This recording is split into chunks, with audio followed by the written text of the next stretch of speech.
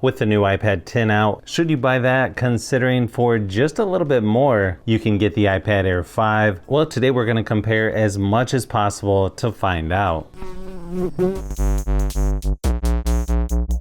Now, starting price for the iPad 10 is right around $449 in the United States, $599 for the iPad Air. And then the same storage options, not the best, starting out at 64 gigabytes. And then for a lot more money, 256 gigabytes. I kind of wish there would be an in-between version with 128 because it would be a little more affordable, but I guess it is what it is. Then there's also a 5G version available for both if you need it. You're going to get the same size 10.9-inch display on both iPads. And when they're right next to each other, they even look pretty similar, and you're not going to get better resolution on the more expensive version. They both have 2360 by 1640. Now, the iPad 10 doesn't have an anti-reflective coating or a fully laminated display like the iPad Air 5, but I can't help but wonder if most people out there are even going to care about stuff like that. Well, unless you're really into tech specs, which a lot of people that I talk to are not. Even when you put these next to each other, screen brightness is going to be somewhat similar, colors, contrast, just how everything looks is gonna look very similar between the two. But overall, both look good in my opinion, whether you're watching Netflix or your streaming app of choice. You can also watch up to 4K resolution on YouTube videos for both. And surprisingly, YouTube finally updated their app so you can zoom in to get rid of the black bars on top and bottom on iPads now, which is going to be a nice feature to have. Just keep in mind you may end up cutting off too much of what you're watching due to the aspect ratio.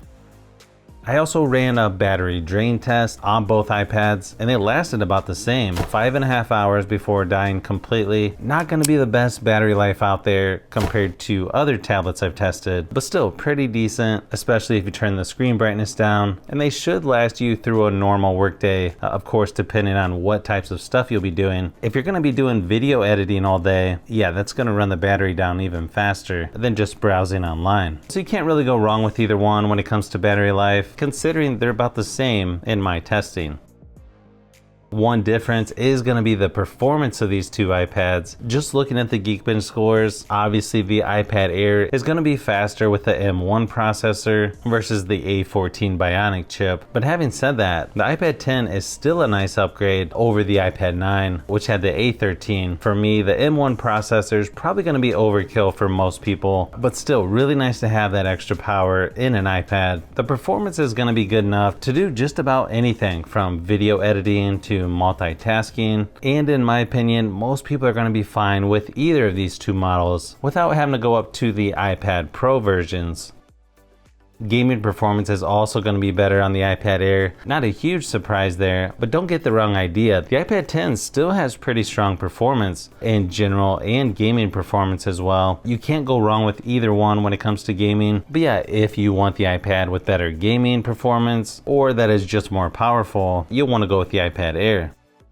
Software wise is going to be pretty similar between these two. They're both on iPadOS 16.1 as of this video. One advantage you get with the iPad Air is it's got the new Stage Manager, which is kind of nice to have, especially if you plan on connecting this to an external monitor. It's going to allow you to resize windows and multitask a little easier, and it just makes the iPad feel a little closer to using an actual laptop. Not sure if it's really a deal breaker though. And the nice thing is you get a USB-C port on both iPads, so you can easily connect USB hubs, external drives, or connect to a TV without too much effort. You can also connect a mouse and keyboard to both of these, and even though these look pretty similar, the dimensions are going to be slightly different, so you wouldn't be able to use the same accessories, unfortunately. And they both have pretty much the same Touch ID built right into the power button, so that's good to see that you get that even on the cheaper iPad.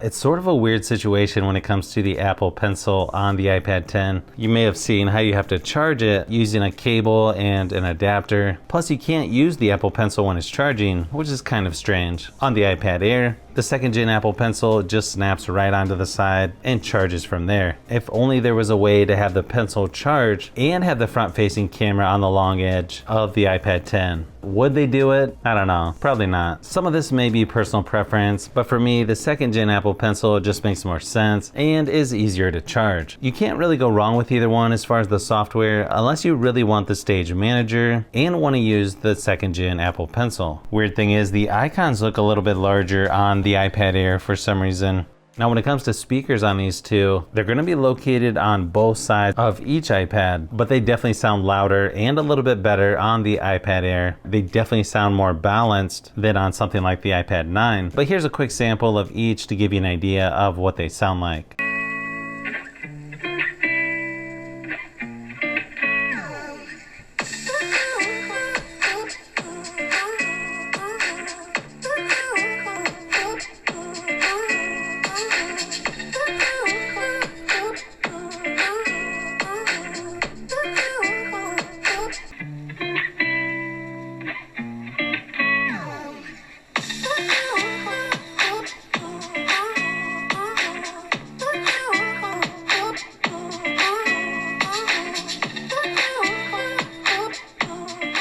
Then when it comes to the cameras on these two, they're actually pretty good, for tablets anyway. You get a 12 megapixel rear facing on both iPads. Then you're gonna get a landscape ultra wide front facing camera for the iPad 10, where it may be a little more awkward doing Zoom meetings or video conference calls on the iPad Air since it's over on the short side. And people may think that you're not looking at them directly, but in my opinion, you can't go wrong with either one. But I would give the slight advantage to the new iPad 10. Here's a few samples of each just to give you an idea of what to expect.